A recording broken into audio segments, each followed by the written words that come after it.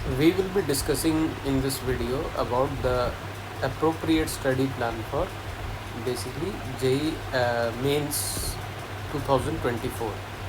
Okay, तो अभी जो है आज का डेट है 21 सितंबर 2023 और JEE मेंस 2024 जो फर्स्ट वाला जो पार्ट है वो अराउंड 21 जनवरी 2024 तक आ जाएगा, मतलब अप्रॉक्सीमेटली अभी 4 मंथ्स हैं। तो इसको हम लोग 2 से 3 फेजेस में बेसिकली बांटेंगे। तो this video is basically about phase one के लिए है ये वीडियो। तो फेज़ वन के रिस्पेक्ट में हमने टाइम लाइन क्या दे रखा है। Phase one will be approximately of around 70 days, 70 दिन का फेज़ वन है। तो उसमें करना क्या होगा बेसिकली, तो एज़ ऑफ नाउ आज के डेट पे ऑन एन एवरेज जो भी स्टूडेंट्स हैं वो अभी क्या कर रहे होंगे और उनका सिलेबस अभी कहाँ तक पहुँचा होगा।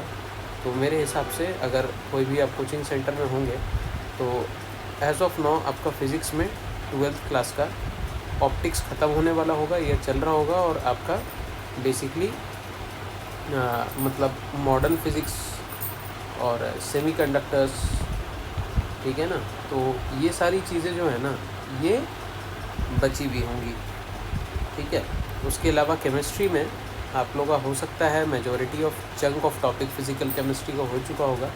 ऑर्गेनिक केमिस्ट्री थोड़ा सा आपका बचा हुआ होगा, अमाइंस वगैरह, एल्डिहाइड्स, कीटोन्स वगैरह, ठीक है।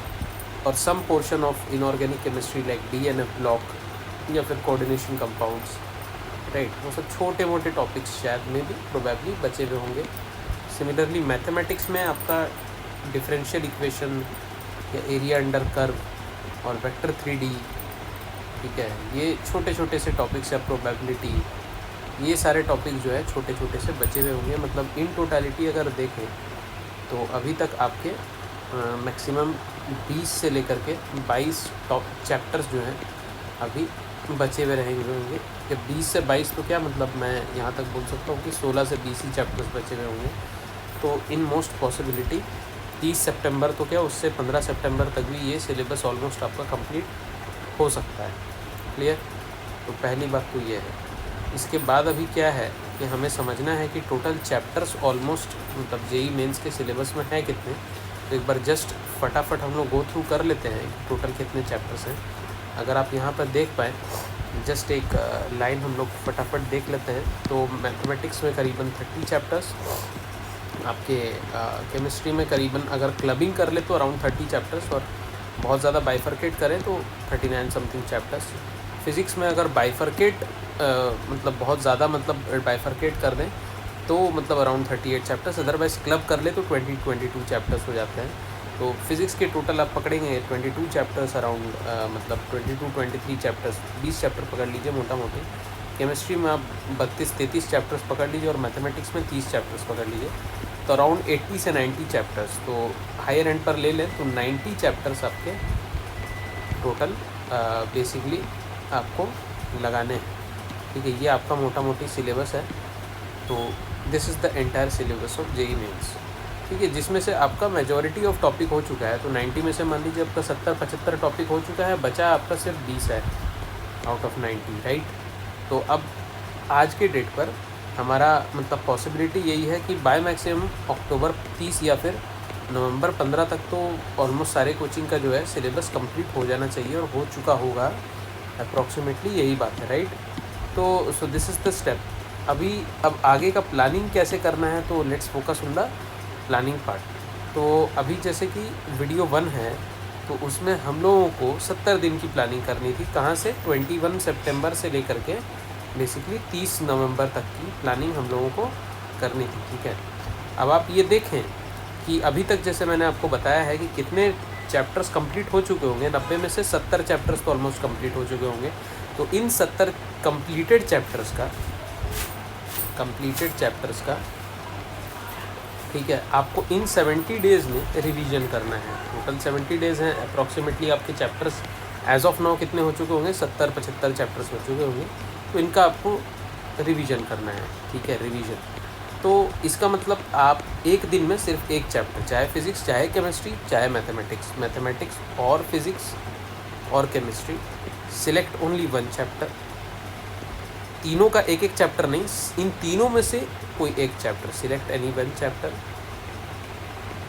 ठीक है, एंड उसका बेसिकली रिवीजन करना है। अब रिवीजन कैसे करना है, बिकॉज ऑब्वियसली आपका सिलेबस कंप्लीट नहीं हुआ है, तो आपको अभी जो आपका सिलेबस ऑन गोइंग है उस पर भी फोकस करना है, क्वेश्चंस प्रैक्टिस पे भी फोकस करना है।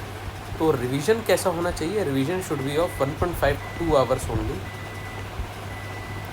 और उसमें बेसिकली आप रिवाइज़ कैसे करेंगे, सिर्फ 2 तरीके से रिवाइज़ करेंगे।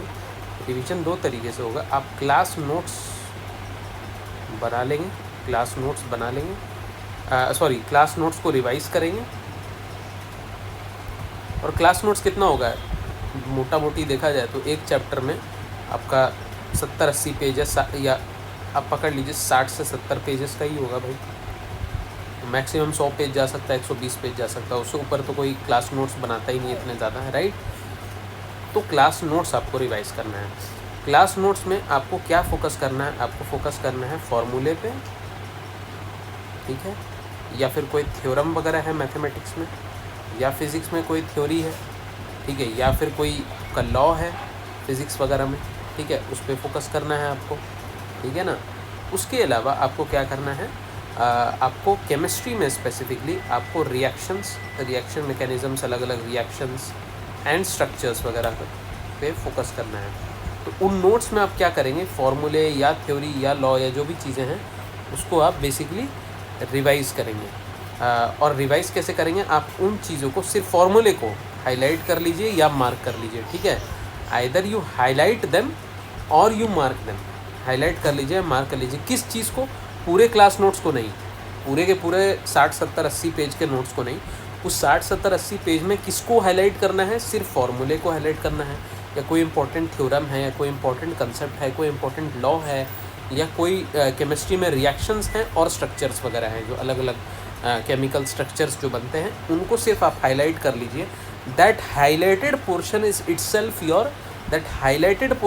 Itself your short notes. तो आपको अलग से शॉर्ट नोट्स बनाने की ज़रूरत नहीं है। जो ओरिजिनल आपकी नोट्स कॉपी थी उसी में इंपॉर्टेंट फार्मूले जितने भी हैं उसको आप हाईलाइट कर लीजिए, स्ट्रक्चर्स को, थ्योरम्स को, लॉज वगैरह को, जो भी इंपॉर्टेंट कंसेप्ट्स हैं उनको हाईलाइट कर लीजिए, ठीक है।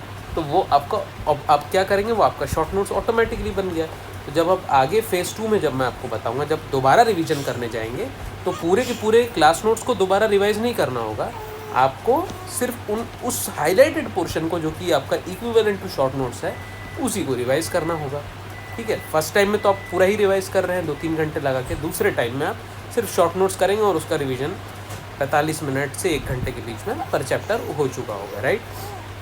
अब दूसरा चीज़ है कि अब हम लोग किस चीज़ पर फोकस करेंगे, क्लास नोट्स के अलावा क्लास नोट्स के क्वेश्चंस, क्लास में जो आपको क्वेश्चंस वगैरह कराए हैं, प्रॉब्लम प्रैक्टिस वगैरह जो कराए थे, राइट। तो क्लास नोट्स के जो क्वेश्चंस वगैरह हैं उस पर फोकस की जाएगी। और उस पर फोकस कैसे करेंगे, मतलब क्लास नोट्स में देखिए, हर चैप्टर पे कोई भी अच्छे कोचिंग का कोई भी टीचर होगा ना, तो आपको कम से कम 50 से 70 क्वेश्चंस तो क्लास में ही करा देगा वो, पूरे चैप्टर पे आराम से। क्योंकि एक चैप्टर पे मान लीजिए 10-15 टॉपिक्स है, तो एक टॉपिक पे अगर वो 5-6 क्वेश्चंस भी कराए या 4-5 क्वेश्चंस भी कराए, तो 70 क्वेश्चंस के आसपास पूरे के पूरे चैप्टर में वो क्लास में ही सॉल्व इलस्ट्रेशंस या क्लास इलस्ट्रेशंस कह लीजिए या फिर क्लास नोट्स कह लीजिए, उसके क्वेश्चंस करा लेगा। अब क्या है कि 50 से 70 क्वेश्चन सारे के सारे तो इम्पोर्टेंट नहीं हो सकते हैं, उसमें से 25 से लेकर के 35 क्वेश्चन या 40 क्वेश्चन हो सकता है, बच्चे पे डिपेंड करता है, मैं ऑन एन एवरेज बता रहा हूँ। उन 70 क्वेश्चंस में से 25 से 35 क्वेश्चन ही इम्पॉर्टेंट होंगे, जो आपको लगता है कि भाई मैं एग्ज़ाम हॉल या जेईई मेंस का एग्ज़ाम देने से पहले एक बार मैं ज़रूर उसको एक बार रिवाइज़ करूँ। तो सिर्फ इन सिलेक्टेड प्रॉब्लम्स को, पूरे के पूरे 50-70 क्वेश्चंस को नहीं, इनमें से जो ये सिलेक्टेड प्रॉब्लम्स है जो आपको टफ लगते हैं या इम्पॉर्टेंट लगते हैं, उनको आप मार्क कर लीजिएगा या हाईलाइट कर लीजिए, फ्लैग कर लीजिए, जो भी कर लीजिए, स्टार लगा दीजिए, टिक लगा दीजिए, उसको मार्क करके रख लीजिए, ताकि जब सेकेंड फेज़ में, जो मैं नेक्स्ट वीडियोस पे बनाऊंगा फेज़ नंबर 2 पे, तो उस पर आप लोग किसको रिवाइज़ कर पाएँ, उस इम्पोर्टेंट सिलेक्टेड क्वेश्चंस को ही, पूरे के पूरे 70 क्वेश्चन को नहीं, सिर्फ उस सिलेक्टेड क्वेश्चंस को ही रिवाइज़ कर पाएँ, ठीक है। लेकिन फर्स्ट फेज़ ऑफ रिवीजन में, जो कि मैंने बताया आपको, इसमें आपको क्या करना है, पूरे के पूरे नोट्स को पढ़ना है, उसमें से सिर्फ इम्पॉर्टेंट फार्मूले, थ्योरम, लॉ वगैरह, इन सब को आपको हाईलाइट कर लेना है और क्लास के सिलेक्टेड मोस्ट इम्पॉर्टेंट और मोस्ट डिफ़िकल्ट क्वेश्चंस को मार्क कर लेना है, ठीक है। तो ये दो चीज़ बहुत ज़्यादा क्रूशियल है। ये अब कैसे आप टाइम को कैसे इफ़ेक्टिवली यूटिलाइज़ कर सकते हैं, तो ऐसे कर सकते हैं कि भाई 70 दिन मेरे पास है, 70 दिन अगर मैं डेली एक चैप्टर को दूं, चाहे वो मैथमेटिक्स का है या फिज़िक्स का है या केमिस्ट्री का है, तो मैं 70 दिन में 70 चैप्टर्स तो कर ही सकता हूँ। और physics plus chemistry plus mathematics को मिला करके 90 ही तो चैप्टर्स हैं मैक्सिमम, या 80 चैप्टर्स हैं। तो मेरा 30 नवंबर के बाद तो 10 या 15 या मतलब 15 चैप्टर्स के आसपास ही बच जाएगा। उसको फटाफट रिवाइज़ कर सकते हैं, क्योंकि आज के डेट पे आप मल्टीपल चैप्टर्स का एक दिन में रिवीजन इसलिए नहीं कर सकते बिकॉज आपका सिलेबस कंप्लीट नहीं हुआ है। आपके काफ़ी टॉपिक सिलेबस में है, तो आपको लेक्चर्स भी देखने हैं, उसके नोट्स भी प्रिपेयर करने हैं, उसके डीपीपी शीट्स वगैरह जो आपके कोचिंग के मॉड्यूल्स को भी सॉल्व करना है, सॉल्व्ड एग्जाम्पल्स वगैरह रेफरेंस बुक्स के वो भी देखने हैं, और PYQs वगैरह भी लगाने हैं, which is a very tough task. तो उसी में मतलब स्टूडेंट का 8 से 10 घंटा चला जाएगा। 2-3 घंटे जो बचेंगे उसमें ही आप रिवीजन कर पाएंगे। लेकिन जब आपका सिलेबस 30 नवंबर तक कंप्लीट हो जाएगा, उसके बाद तो एक दिन में 4-5 चैप्टर्स आप आराम से रिवाइज कर पाएंगे। तो it's a hardly matter of 4-5 days. तो 30 नवंबर के बाद 4 या 5 दिन में आपके बाकी रिमेनिंग 20 चैप्टर्स भी कवर आराम से हो जाएंगे। तो अभी 70 डेज़ में 70 चैप्टर्स का भाई हम लोग को पूरा रिवीजन करना है। तो पर डे 1 चैप्टर ओनली, इसका टारगेट करके आपको चलना है। और कैसे रिवाइज करना है उसका भी मैंने आपको इफ़ेक्टिव टेक्निक बता दिया है, ठीक है। और जो बच्चे अभी तक जो क्लास कर रहे हैं या कर चुके हैं, ठीक है, जो अलग अलग चैप्टर्स जो वो अपने रिस्पेक्टिव कोचिंग में पढ़ चुके हैं, तो उन बच्चों को मैं बता दूं कि उनको एज ऑफ नाउ कितना चीज़ कर लेना चाहिए, और अगर नहीं किया है तो थोड़ा सा ब्रशअप कर लीजिए। तो क्या क्या मैंडेटरी चीज़ें हैं जो कि आपको क्लास के साथ साथ करना है, मैंडेटरी चीज़ें जो आपको क्लास के साथ साथ करना है। मैं आऊँगा फिज़िक्स, केमिस्ट्री और मैथमेटिक्स पर सेपरेटली। तो फिज़िक्स और मैथमेटिक्स पर आपको बेसिकली सिमिलर लाइंस में जाना है। इसमें क्या करना है कि आपको क्लास के साथ साथ जब मतलब वो चैप्टर जब ख़त्म होने वाला हो या फिर ऑलमोस्ट हो चुका हो, तो नया चैप्टर तो चलते रहेगा, लेकिन जो चैप्टर जब ख़त्म हो जाता है तब आप क्या करेंगे, उससे पहले जब क्लास हो रहा होता है तो आप किसी रेफरेंस बुक का, जैसे कि सिंगेज का, Cengage is a very good reference book for both physics and mathematics, तो उसके सिर्फ सॉल्व्ड इलस्ट्रेशंस आप कर लेंगे, सॉल्व्ड इलस्ट्रेशंस और सॉल्व्ड एग्जाम्पल्स। हर चैप्टर में कम से कम 80 से 100 सॉल्व्ड एग्जाम्पल्स है, दोनों में, मैथमेटिक्स में भी है और फिज़िक्स में भी है। ये तो भैया बहुत मैंडेटरी है, ये आपको करना ही करना है। दूसरा, आपको अपना कोचिंग मॉड्यूल पूरा का पूरा करना है, जितना टाइम मिल पाए। ऑब्वियसली टाइम तो 100% नहीं कर पाओगे, लेकिन मेक श्योर कि भाई अगर मान लो लेवल 1, लेवल 2, लेवल 3 है, तो लेवल 1 तो 100% करना है, लेवल 2 भी मैक्सिमम करना है, लेवल 3 बच जाए। और level 3 generally JEE advance level का होता है, तो ये मेंस लेवल का होता है, इसको तो फुल्ली कर लीजिए आप, ठीक है। तो ये दोनों चीज़ें आपको लगानी है। और तीसरी मैंडेटरी चीज़ है आपको, जो मैं बताऊंगा, जो मैं अपने एक्सपीरियंस के हिसाब से बता देता हूँ, कि 2018 से लेकर के 2021 के जेईई मेंस के PYQ ज़रूर लगा लीजिए, जेईई मेंस के। तो ये 3 चीज़ें आपको along side your regular classes करना है पर चैप्टर। हर चैप्टर में do it along side your classes. ये तो आपको करना ही करना है, ये बिल्कुल ही करना है। और आप ये सोच रहे होंगे कि मैंने 2022 के या फिर 2023 के जेईई मेंस के PYQ को क्यों नहीं बोला, क्योंकि उसका सेपरेट रीज़न है, वो हम आगे बता देंगे, बट मैं अभी भी बता देता हूँ। 2022 और 2023 में टोटल अप्रॉक्सीमेटली 48 जेईई मेंस के पेपर्स आए हुए हैं, ठीक है। तो उसको हम एज अ टेस्ट पेपर के तौर पे करेंगे। 30 नवंबर से लेकर के जो आपका जेईई मेंस का डेट है, इतने में हम 48 जेईई मेंस के पेपर्स को एज टेस्ट पेपर या मॉक टेस्ट के तौर पे हम हर एक दिन में एक पेपर करेंगे, ठीक है। इसीलिए मैं 2022 और 2023 के जेईई मेंस को एक्सक्लूड कर दे रहा हूँ। सिर्फ 2018 से 2021 तक आप करिए, और 2018 से पहले वाले जेईई मेंस, क्योंकि पैटर्न थोड़ा सा चेंज हो गया है 2018 ऑनवर्ड्स, इसलिए उतना 100% रेलिवेंट नहीं है। You can skip it also, right.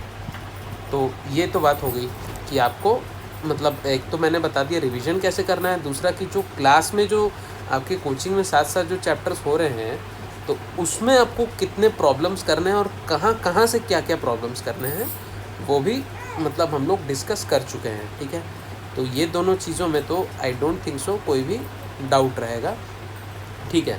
अब लास्ट जो थिंग है जो हम इन 70 दिनों में करेंगे कि भाई how many along side classes, मतलब लेक्चर्स को एक्सक्लूड करके, जो आप रेगुलर लेक्चर्स जो अभी ले रहे हैं रिमेनिंग टॉपिक्स के, उसको एक्सक्लूड करके how many problems to practise, questions to practise daily, कितने सवाल लगाने हैं बेसिकली डेली बेसिस पर आपको, ठीक है। तो इसका सिंपल आंसर मैं देता हूँ कि फिज़िक्स में आपको मिनिमम 20 सवाल लगाने हैं डेली, ठीक है। मैथमेटिक्स में आपको मिनिमम 25 से 30 सवाल लगाने हैं daily, because mathematics requires very large amount of practice. जितना प्रैक्टिस करेंगे, अलग अलग रेंज के, अलग अलग वैरायटी के टॉपिक के क्वेश्चंस करेंगे, उतना ही आपका प्रैक्टिस से मैथ्स उतना ही परफेक्ट बनता जाएगा। केमिस्ट्री में अगेन मिनिमम आपको 20 क्वेश्चंस लगाने हैं डेली। और अगर आप ऑर्गेनिक जैसे कर रहे हैं मान लीजिए, तो ऑर्गेनिक में आप ऐसे कर सकते हैं कि सिर्फ DPPs या कोचिंग के शीट्स वगैरह ही कर लीजिए, काफ़ी है। फिज़िकल केमिस्ट्री में आप अगेन DPP शीट से भी चल जाता है, इनऑर्गेनिक में भी DPP शीट से चल जाता है। Since chemistry is an easy topic, इसलिए मैं उसको एक्सक्लूसिवली किसी को JEE मेंस के पर्सपेक्टिव से कोई रेफरेंस बुक मैं सजेस्ट नहीं करूँगा। अगर कोचिंग मॉड्यूल के शीट्स वगैरह या DPPs अच्छे हैं, JEE मेंस के लिए वो सफिशेंट है। तो इतना ही आप करेंगे तो डेली आप मान के चलिए कि कितने चैप्टर्स हो गए आपके, अगर आप देखेंगे अगेन 60 to 70 क्वेश्चंस को डेली करना है, जिसमें से 20 केमिस्ट्री के, 20 फिज़िक्स के और 25 से 30 मैथमेटिक्स के आपको सवाल डेली बेसिस पर लगाना है, ठीक है। कितने दिनों में? इन 70 दिनों में। अभी तक जो आप कर चुके हैं, जितना बैकलॉग हो चुका वो हो गया, ठीक है। बट इन 70 दिनों में आप डेली इतने नंबर ऑफ़ क्वेश्चंस तो लगा लीजिए, ठीक है। अब लास्ट बात यह है कि सर आपने जो बताया कि कोचिंग में जो चैप्टर्स हो चुके हैं या फिर जो होने वाले हैं, जो चल रहे हैं, उसमें आपको JEE मेंस के PYQ भी लगाने थे, सिंगेज के इलस्ट्रेशंस भी लगाने थे और कोचिंग मॉड्यूल भी लगाना था, लेकिन मेरे से सब कुछ तो नहीं हो पाया। तो मैं आपको एक सजेशन दूंगा कि स्पेशली मैथ्स और फिज़िक्स के लिए आप लोग क्या कर सकते हैं कि जो सिंगेज का बेसिकली इलस्ट्रेशन वाला पोर्शन है ना, सिंगेज का इलस्ट्रेशन वाला जो पोर्शन है, ठीक है, हर चैप्टर का जो पहले आपका हो चुका है लेकिन जिस पर आपको कमांड नहीं है, जो आपके वीक एरियाज़ है या वीक चैप्टर्स हैं जो ऑलरेडी कवर हो चुके हैं कोचिंग में, ऑलरेडी कवर्ड इन कोचिंग, ठीक है, उसका भी थोड़ा सा टाइम निकाल के उनके इलस्ट्रेशंस भी लगा लीजिए, सिंगेज से सॉल्व एग्जाम्पल्स भी लगा लीजिए। आई एम अगेन रिपीटिंग, जो चैप्टर्स मान लीजिए आज के डेट पे आपके 70 चैप्टर्स कंप्लीट हो चुके हैं, ठीक है, कोचिंग में, उसमें से मान लीजिए आपको 30 चैप्टर थोड़ा सा वीक लगता है, 40 इजी लगता है, ठीक है। तो 40 इजी वाले को आप छोड़ सकते हैं, लेकिन 30 जो वीक चैप्टर्स है ना, उसके सिंगेज के, चाहे वो फिज़िक्स और मैथ्स की मैं बेसिकली बात कर रहा हूँ, केमिस्ट्री की नहीं कर रहा हूँ, फिज़िक्स और मैथ्स में आप सिंगेज के इलस्ट्रेशंस बेसिकली लगा लीजिए, ठीक है। अब आप ऐसा कर सकते हैं, अगर डेली 20 प्रॉब्लम्स कर रहे हैं तो आप सिर्फ इलस्ट्रेशन ही लगा लीजिए, that will also suffice, no problem.